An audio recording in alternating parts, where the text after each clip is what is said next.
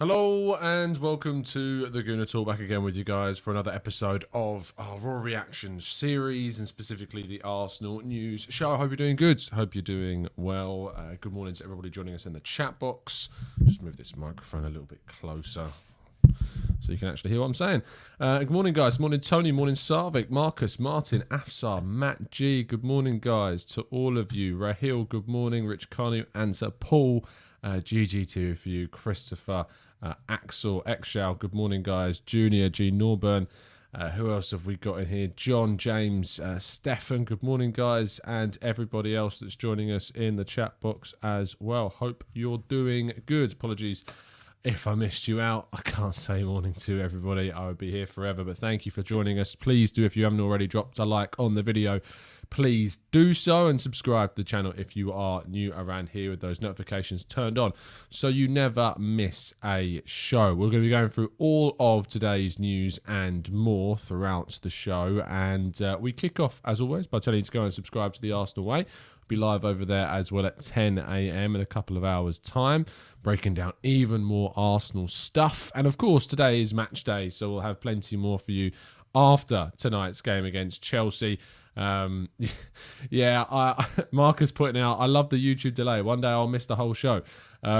There's also a delay at the start of the videos where you probably see me just staring at the camera, and that's all StreamYard's fault, not mine. I know it's really awkward to do this, but StreamYard for some reason plays the intro and then cuts out way after it's actually cut out on YouTube. Don't really know why, but it does, just the way that it goes. Anyway, yeah, do join us at 10 a.m. And always enjoy what we've got to bring you with these shows. You can also check out more of the written work that goes on over at football.london from myself, a piece on how Erling Haaland's Manchester City move, which is expected to happen now, which is a worrying kind of thought. How that affects Arsenal, a look into what Arteta should be doing with Alexandre Lacazette and Eddie Nketiah, and a piece on how Paulo Dybala would be a good move for Arsenal to make in the summer, and what it would mean for players like Darwin Nunez or Victor Osimhen if we was to bring him in to the team. We kick off though with a interview that dropped yesterday on the Beautiful Game podcast. Was Eddie Nketiah. It is quite amusing that within the space of about 3 or 4 days, both of our strikers have conducted interviews. Obviously, the interview with Eddie Nketiah was conducted last week before the Southampton game and is released today. The timing, again, is awful. Really, really, really annoyingly awful, and only works to basically destabilise the confidence and the... I don't want to say the togetherness of the group, but it's just not healthy. It really, really isn't healthy for Arsenal right now. Yes, players can talk about their future. Yes, they can do interviews, but there is a choice. And whilst I feel that the focus very much right now is on Arsenal, the conversations aren't. And that's a frustration. In my view, I just wish that they could turn around and say, look, I'm focused on Arsenal right now. I'm focused on doing what I need to do. I'm happy to talk about what's happened in the past. But in regards to the future is Arsenal. Until I'm not an Arsenal player, that is where I'm looking at focusing my mind on. But that's not happened. And in my view, I don't think Arteta should be playing either of Lacazette or Nketiah with these 7 games to go, because I want players that are fighting for the future of Arsenal Football Club. And whilst these players have said that they will give everything they can for the club, it's impossible to be 100% committed when you know your commitment to the club will be ending in just a couple of months' time. So I would certainly not be playing either of Nketiah or Lacazette in the remaining games of the season. It might be a case of you thinking I'm cutting my nose off to spite my face, but I'm just thinking about the commitment of the players towards the goals between now and the end of the season, and I would not play either of them. Joel Lopez has returned to training, who is our number one kind of left back in the under-23s. He's been out injured for a little bit. He returned to training and actually was joining up with the first team squad as well. He would be ahead of Mazid Agungbo in the pecking order, and so Agungbo has been in the Arsenal senior side set up on the bench. Lopez is considered ahead of him and would most likely replace Agungbo on the Arsenal senior bench if he is deemed fully fit and available to return. So you may start seeing Joel Lopez pop up on the Arsenal bench. in the very near future. Takahiro Tomiyasu, though, of course, is the biggest injury story of the day. He returned to first team training yesterday. Mikel Arteta spoke about this in his press conference, wasn't sure whether or not he would be involved in the game tonight. We have seen Tomiyasu return speedily in regards to making a single training session and then being in the squad the following day. It happened against Manchester City early on this season, and he played pretty darn well in that game as well. However, it also happened against Liverpool, and he stressed the injury and made it worse, and that's why we are in the situation that we are today without him. So I would probably not use him in tonight's game. I would rest him. I would continue to get him building up that kind of fitness and muscle, and I would be looking to get him into the team against Manchester United, who got absolutely ruined by Liverpool last night. It was a awful, awful performance for Manchester United. Very few times did they look any kind of threatening. No shots in the first half, 2 shots in the second half. Liverpool controlled the game and dominated it from start to finish. It was an easy victory, and hopefully we see a very similar Manchester United at the weekend. On that topic, my thoughts, of course, are with Cristiano Ronaldo and his partner at this very, very difficult time. I can't imagine the pain that they're going through. And, thoughts are with you guys. Stay strong. But Tomiyasu, fingers crossed, will be back and available for Arsenal very, very soon. I wouldn't play him tonight, as I say, but I certainly would play him against Man United at the weekend. Moving to Alexandre Lacazette, who also joined training yesterday. Despite the fact that I've said I wouldn't personally play him myself, he tested positive, of course, over the weekend, despite Mikel Arteta saying that it was personal reasons keeping him out, and then it was confirmed that he did test positive before the Southampton game. He has returned to training, could be involved tonight against Chelsea. Not sure it's the right game, really, for Lacazette anyway. I think that we should be looking to try and add something in terms of a counter-attack. So let's wait and see what happens with this, but I doubt that it's the right move to play him in this game. I feel he'll just end up being isolated, and when we try and hit on the counter, he just won't have the dynamism and the acceleration to really hurt Chelsea when we need him to. Now, William Saliba is being linked to Atletico Madrid. Atletico Madrid are saying that they would be interested in taking Saliba from Arsenal in the summer. They're monitoring his situation and tracking it. It makes sense. They've got some ageing centre-backs in Savic and Felipe, and they'll be looking to replace them. Jimenez is not getting any younger either.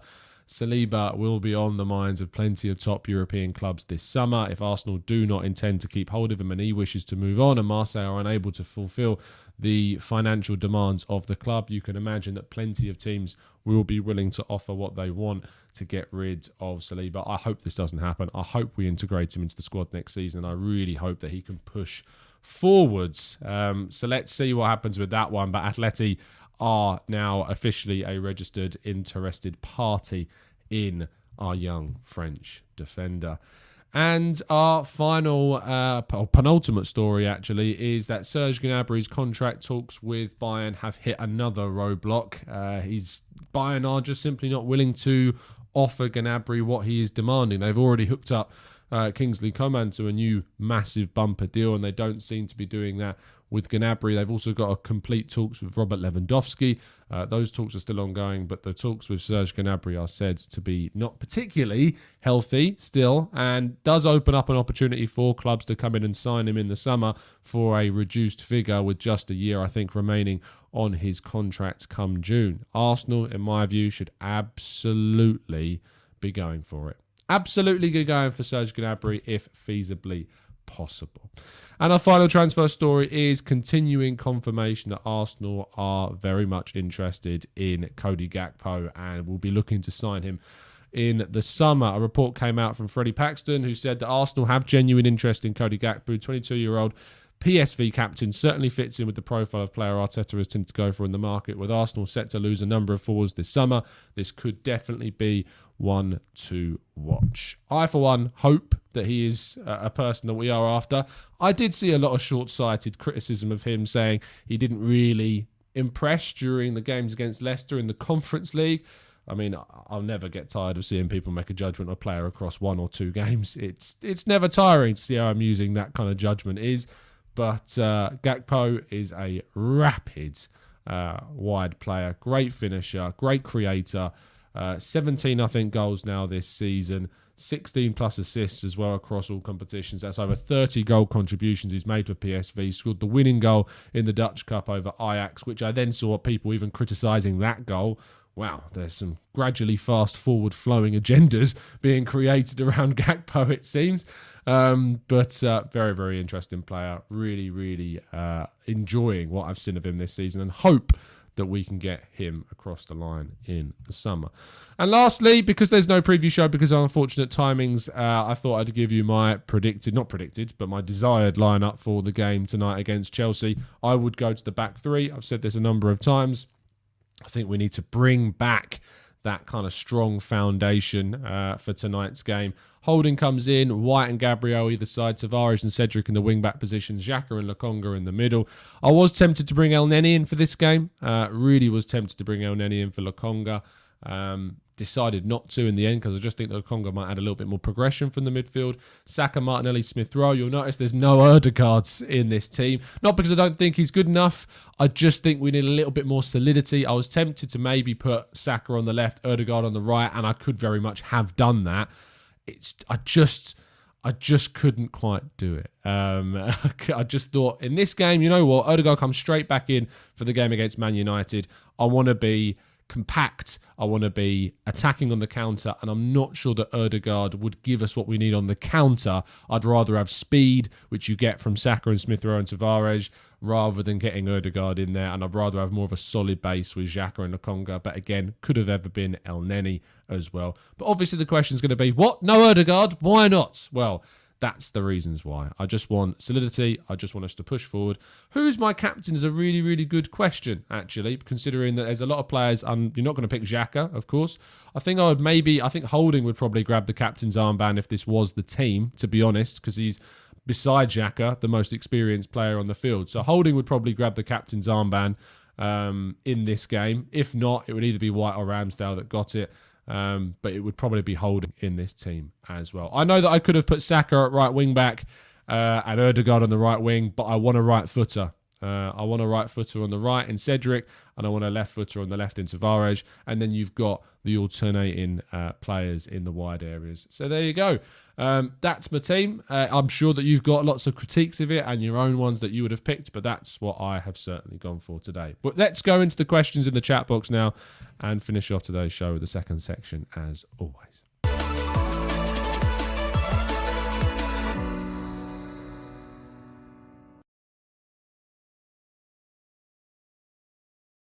You know, I think that button's broken at this point because I keep pressing it and it just doesn't end early enough. I'm going to have to take a look at that. Maybe a deinstall? Uninstall. That's the word.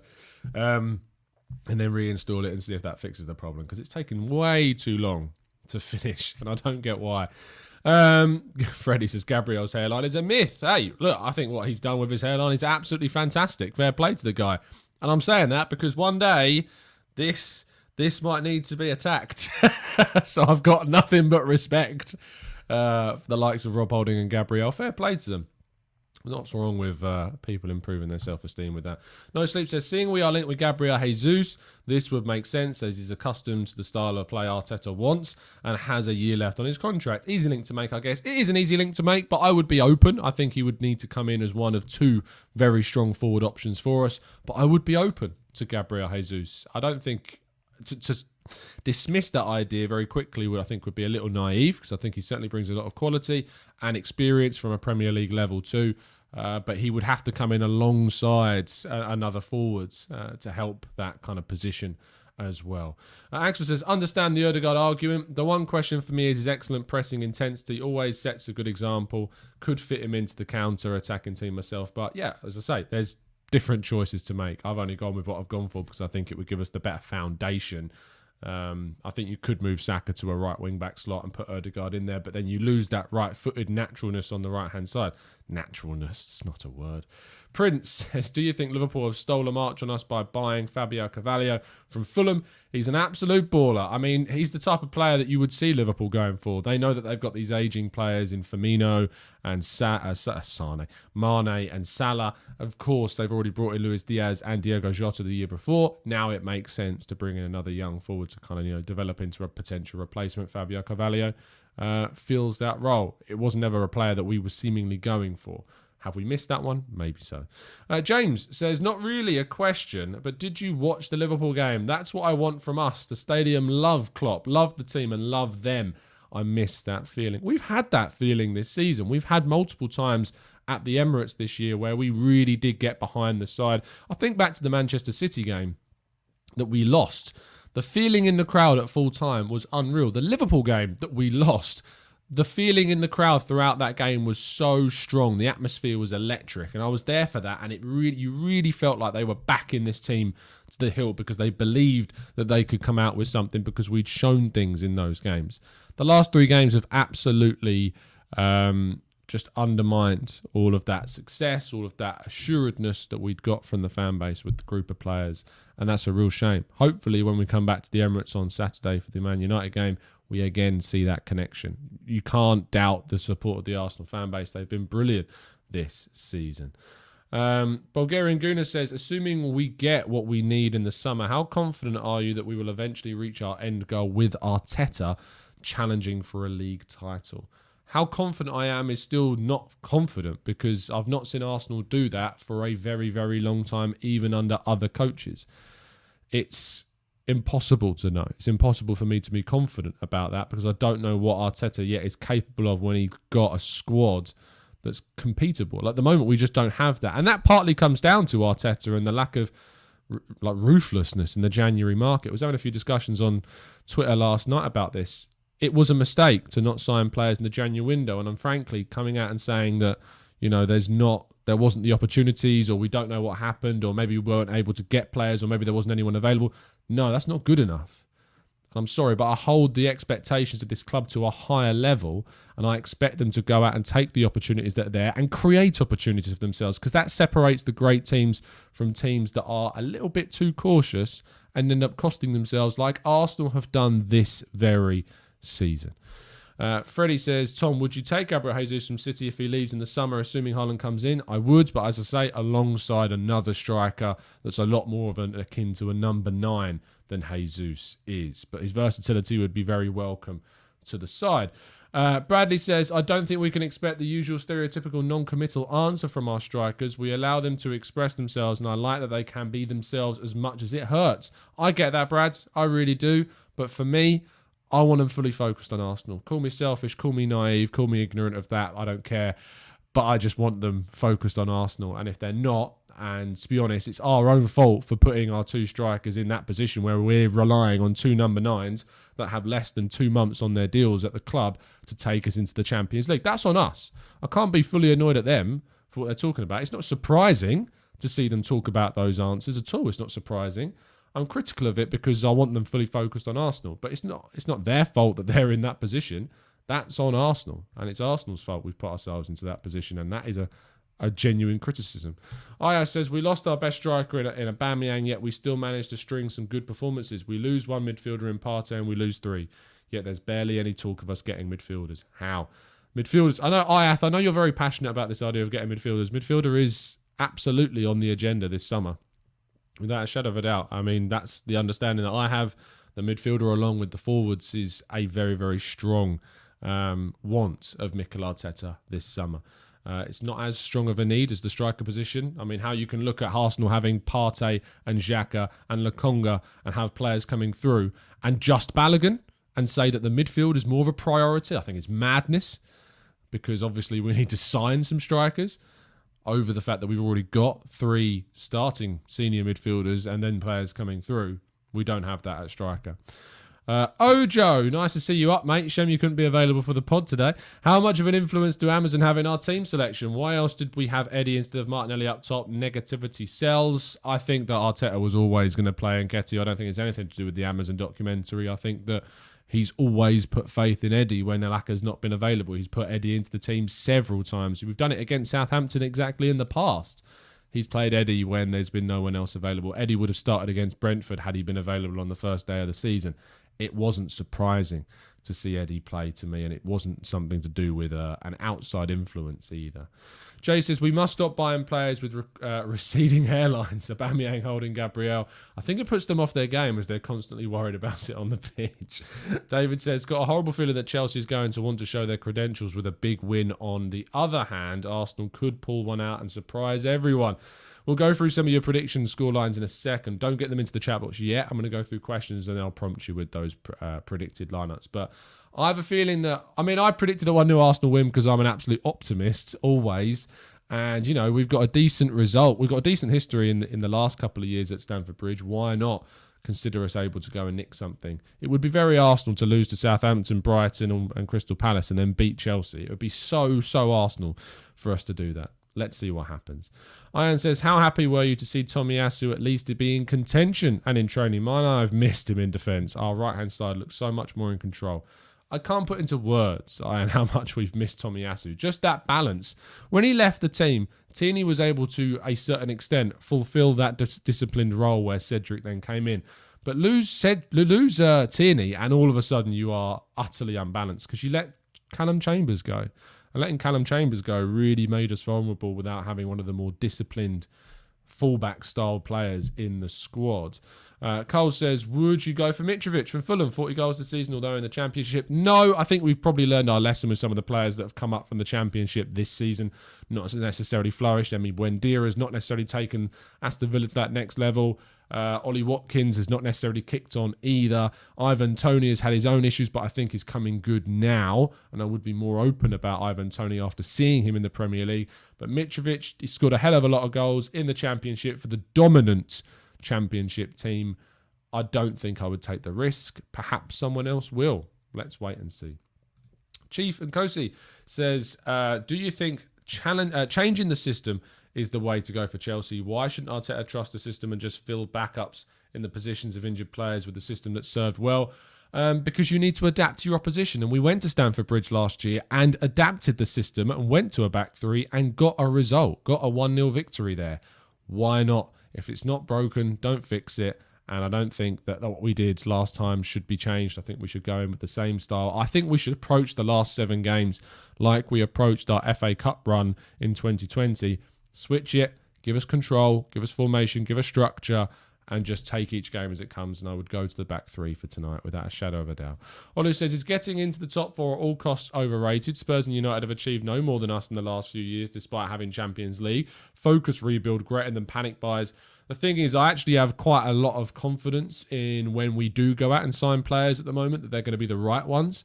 So I don't think it's overrated being in the Champions League, because I feel like if we get into the Champions League, I'm intrigued to see what this recruitment team that have turned, in my view, a corner in the way in which we look at players and see what they would be capable of doing. We've also been outside the Champions League a hell of a lot longer than both of those two teams. The financial implications on the team are important to consider. Their long-term impacts if you're unable to get back into it.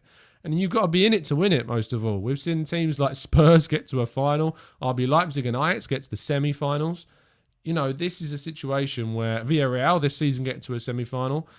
It's not just, it's not just these huge hyper clubs that have chances of winning this competition. And Arsenal have notoriously been good in cup competitions, not necessarily in Europe, sure, but I would like to see us back in the Champions League. It gives us a chance to win it. People talk about we've got no chance, there's no point of being in it, but you've got to be in it to win it. I think it's really sad when people talk about there's no point being in it. I think it's really sad because it's a competition we've not won. It's a competition that brings so much joy and excitement and history with it. And people say, would you rather win the Europa League or get knocked out in the last 16 of the Champions League? Obviously, you'd rather win the Europa League because, one, it qualifies you again for the Champions League and you win a trophy. But the analogy doesn't work because it's not about being guaranteed to be knocked out in the last 16 or whatever. There's always a chance that you can go further.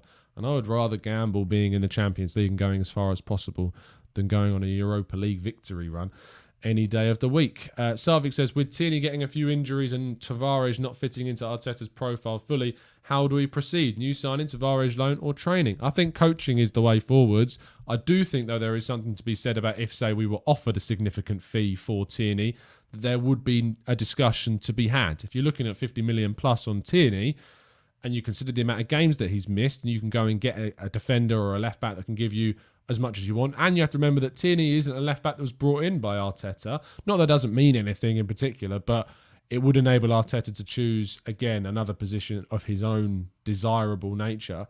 So perhaps that's an area that we could look at. Aditya says, would you like to see Charlie Patino go out on loan? I would like to see him go out on loan because I don't think he's going to be given too many opportunities. But there's been no indication that that will happen Patino was very much looked at like the Sakas and the Smith Rowes of this world. Less so Smith Rowe, because of course he did go on loan a couple of times. Definitely more so Saka, that he would kind of, develop into the first team. But let's see. James says, WTF, was that formation United played last night? It was insane. Really odd seeing 2 right-footers in the wing-back positions when Alex Telles was available. Phil Jones coming back into the team. Really, really weird. Really, really weird.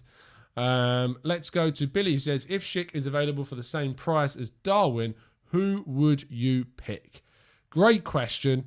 I think I would choose Patrick Schick if he was available. I've just got this thing about adding another 22-year-old striker to a team full of 22 and unders, or 23 and 24s and unders.